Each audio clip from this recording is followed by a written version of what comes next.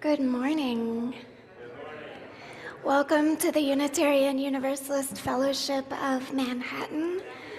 We are a diverse, evolving spiritual community acting for a better world. And we don't shy away from difficult questions like, what is love? We don't shy away from doing some disco dancing at the beginning of our services. I'm Pastor Isabel Call, and I love serving as the minister of this congregation. Welcome, visitors and newcomers. I don't see anyone here in the sanctuary, but if we have anyone come in, you can direct them to Kathy, our greeter for today, or if you're a newcomer on Zoom, please talk to Linda Johnson, our Zoom host, after the service with any questions. Later, we will have an opportunity to share our joys and sorrows. If you're here in person, please write your joy or sorrow down on a piece of paper from the box in a seat nearby, and we'll pick it up later to read it out loud. And if you're here on Zoom, there will be a time for you to type it in to the chat. Today, I'll be sharing about how vision, which means today aspiration or inspiration, how vision is central to love. And this kind of love is central to who we are as Unitarian Universalists here in Manhattan, Kansas. Our congregational vision, adopted in 2020, is that we are a vibrant, inclusive congregation widely known as a safe haven and a force for social justice. We wanted it to be short enough to roll off the tongue, but of course, a lot of context is lost in brevity. And so as we begin this service on love and vision, I'd like us to listen to the previous version of the UUFM vision from 2013. And Sylvia is going to read that for us. The Unitarian Universalists. Hold on just a moment, Sylvia. We can't hear you yet in the sanctuary. Okay, go ahead. The Unitarian Universalist Fellowship of Manhattan, rooted in living tradition, embraces diversity in all its forms as it expands our thinking and our sense of community.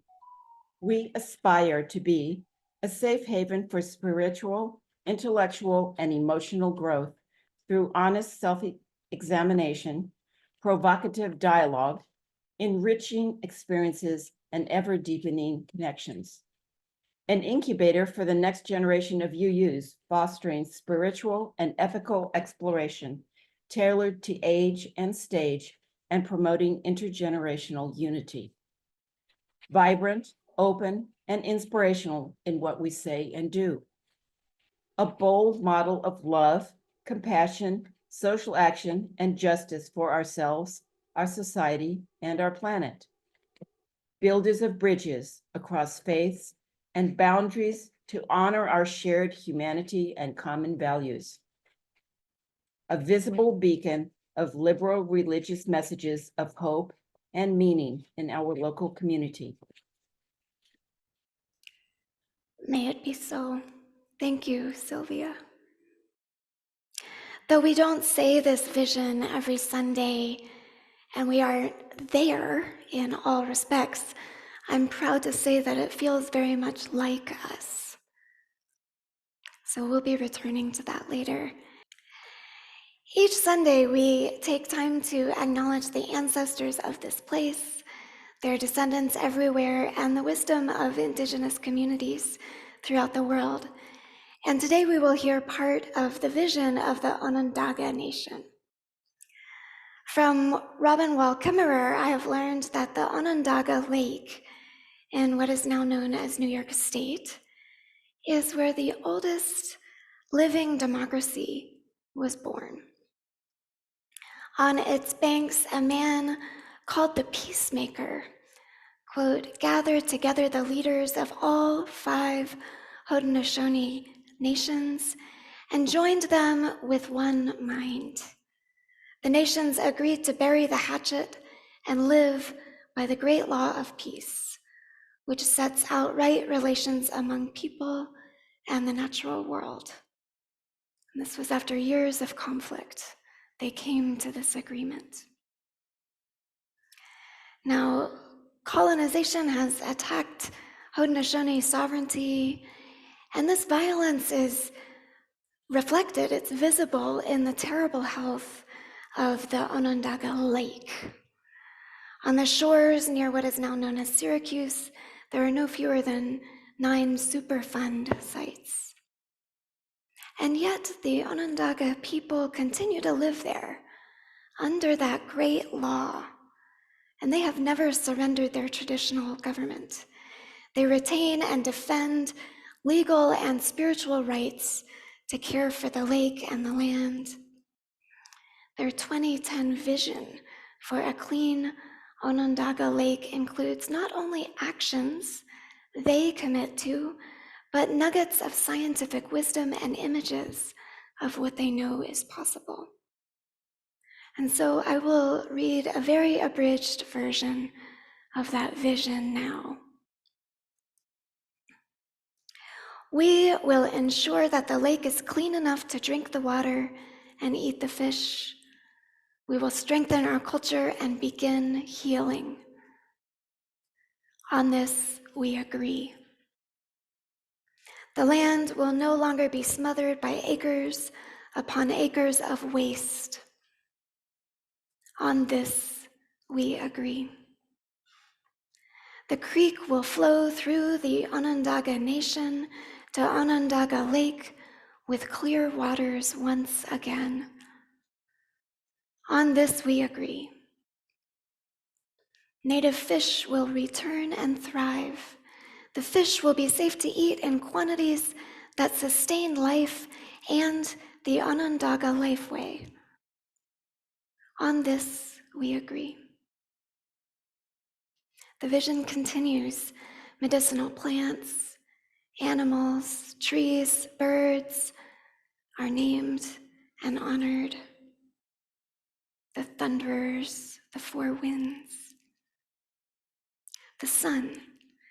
Whatever populations of plants, animals, invertebrates, and other living things that come to inhabit the Onondaga Lake as a result of changes in the warmth of the sun, they will not be limited in their ability to thrive by the presence of human-induced contamination. On this, we agree. Onondaga Lake will be part of an environment clean enough for healthy babies to be born under Grandmother Moon. On this, we agree. Our creativity shows the Creator that we are learning what our responsibilities are.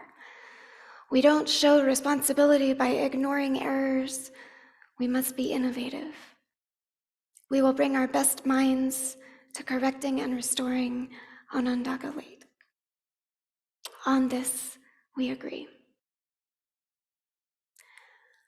So let us, here in Manhattan, land of the Kanza and other nations, pause to honor the Onondaga vision and acknowledge our own callings interdependent with it.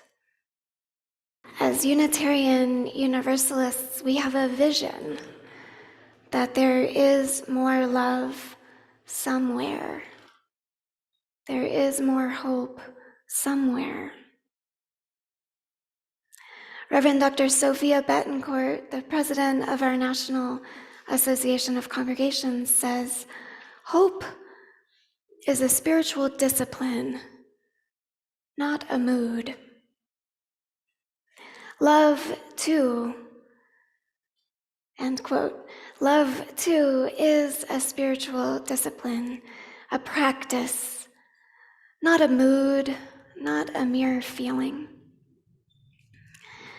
When I talk to couples who have been together a long time, I hear about how a magic, unprompted feeling of love may have drawn them together, But what has kept them together is choice after choice after choice. Love is a discipline. Sometimes it's rewarded by a long life together. And during that life, however long it is, when the feeling has vanished, the feeling of love, it's the life together that might be possible. The intention, the aspiration, the vision. It's this imagined world together that inspires the work of love. The ones who first sang, "There is more love somewhere, there is more hope somewhere," were enslaved Americans of African descent, dreaming of a world and a life they knew was possible, no matter how hard their oppressors had worked to stamp out this vision. They freed themselves and their descendants through the grueling work of surviving, sometimes escaping. Many working class and working poor Americans and members of the global majority continue to endure and survive and sometimes escape conditions of servitude and oppression. And when conditions improve, when great numbers of people burst through the artificial barriers that have blocked their thriving, it's not because of the generosity of the people who are oppressing them. Enslavers don't spontaneously change their own hearts. It's the fierce vision of the marginalized that binds us together in power to make change. We choose to be bound together in order to be free together.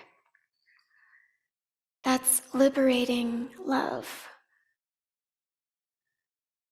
That's our theme this month, liberating love. And I'm wrestling with this tension that love calls us to make plans together, to commit to each other. How can that be freeing? How can we bind ourselves to each other and through that find freedom?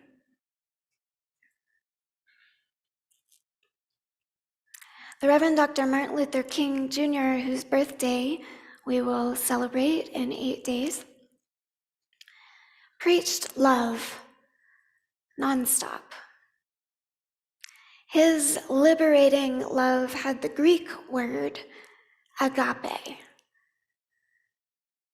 And here's what he said. The words of Dr. King. Agape is more than romantic love. It is more than friendship. Agape is understanding, creative, redemptive goodwill toward all people. Agape is an overflowing love which seeks nothing in return. Theologians would say that it is the love of God operating in the human heart. When you rise to love on this level, you love all people not because you like them, not because their ways appeal to you, but you love them because God loves them. This is what Jesus meant when he said, love your enemies. And I'm happy that he didn't say like your enemies, because there are some people that I find it pretty difficult to like. He continued, I can't like anybody who would bomb my home. I can't like anyone who would exploit me. I can't like anybody who would trample over me with injustices. I can't like them. I can't like anybody who threatens to kill me day in and day out. But Jesus reminds us that love is greater than liking. And I think this is where we are as a people in our struggle for racial justice. We can't ever give up. We must work passionately and unrelentingly for first-class citizenship. We must never let up in our determination to remove every vestige of segregation and discrimination from our nation, but we shall not in the process relinquish our privilege to love.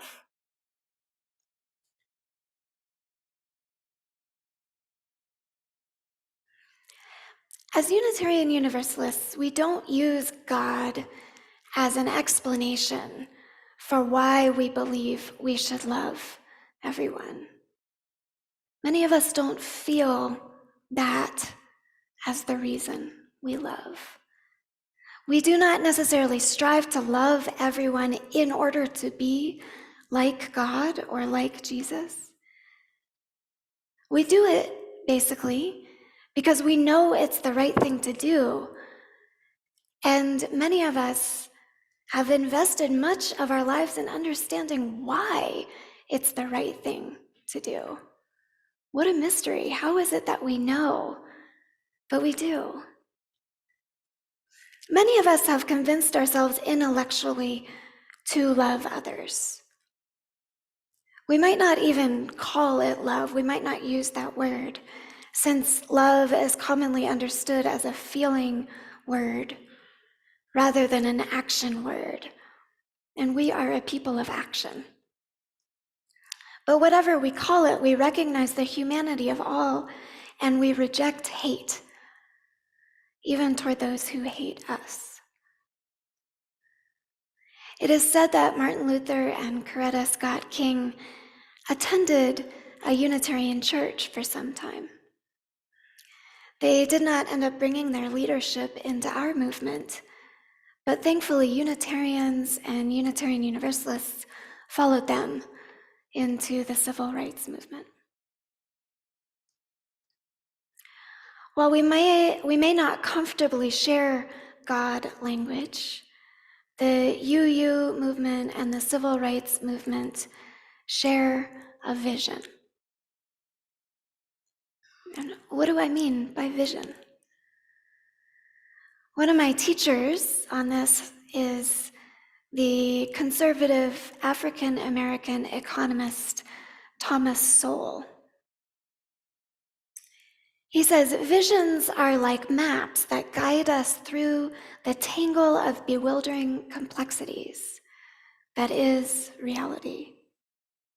We sense or feel our visions before we access our reason and can put together a theory.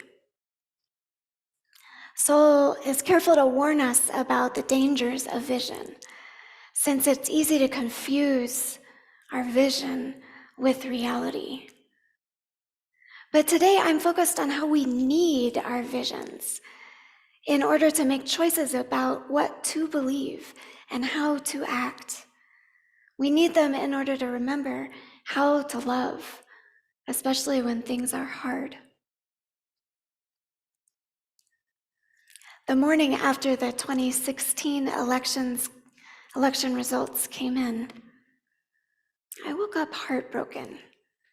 But I had an idea, a phrase really, in that slight daze of sleep when reality hadn't yet polarized. I knew that we're all good, and the only explanation for our conflict is that we don't see the same things. I rolled out of bed and I Googled conflict of visions. And lo and behold, Thomas Sowell's book came up, A Conflict of Visions. It's like, okay, I guess I better read that one. Sowell believes it's not a coincidence that the same people seem to end up on opposite sides in a broad range of issues. Military and police budgets, education, and I would add supporting trans people, vaccination and mask wearing. Although there is diversity within these camps, the stark two-sidedness in our world comes from an underlying conflict of visions, two basic gut senses of human nature. Soul labels them constrained and unconstrained. In the constrained vision, people have vast potential. This is the unconstrained vision. People have vast potential for kindness. Thoughtful social structures allow us to express our inner goodness. The evils of the world derive from foolish or immoral choices. But people have the capacity, maybe we're even destined, to grow out of such behaviors and choose love. In the constrained vision, evil is just a fact of life. People are limited by selfishness and dangerous impulses. These are natural. And we survive through a sacred logic beyond our understanding. We don't even need to try to understand it. We should rely on moral traditions and social structures because they have more wisdom than even the most well-meaning reformers. That's the constrained vision. Unitarian Universalism is fundamentally an unconstrained vision. We believe that people are inherently capable of good, and evil need not be tolerated, especially in the long run. Those with a constrained vision rely on their families and insular communities to protect them from the dangers of the world. We all do. The constrained vision, with that you feel and you practice love only within these boundaries. But those of us with an unconstrained vision know that insularity is part of what makes the world dangerous. Social norms may make us comfortable, but some of them are wrong. We have to find ways to love everybody, not just the people it's easy to love.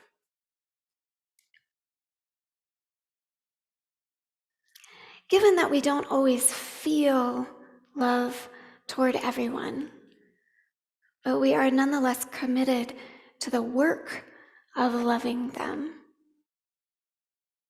what do? We do our best to keep an open mind. But in my experience, it's not quite enough. No matter how clearly I've written down my principles, values, or vision, even if I can remember the words in a time of conflict, they're not quite enough. I have to open my heart. I used to think of open minds and open hearts as metaphors, but these days they're more physical for me. When I'm with somebody and I'm shutting down, I'm retreating into insularity, I'm feeling fear rather than love. If I'm present, I can actually feel my heart shutting down and sort of armoring up. Or when I'm disagreeing with someone and I'm moving aggressively toward them, trying to convince them, I notice my mind being clamped down around my ideas. And underneath that, my heart hurts. If I can pause and ask, what am I feeling? So I'm learning these days to pause and notice my feelings, not just my thoughts. It's easy to love the people I have good feelings around. And it's harder to love people I have yucky feelings around. But if I'm serious about living this vision of unconstrained love for all, I need to learn how to love even when I'm not feeling love. And so I want to offer a song for you. It's helping me learn to love, even when I'm not feeling love.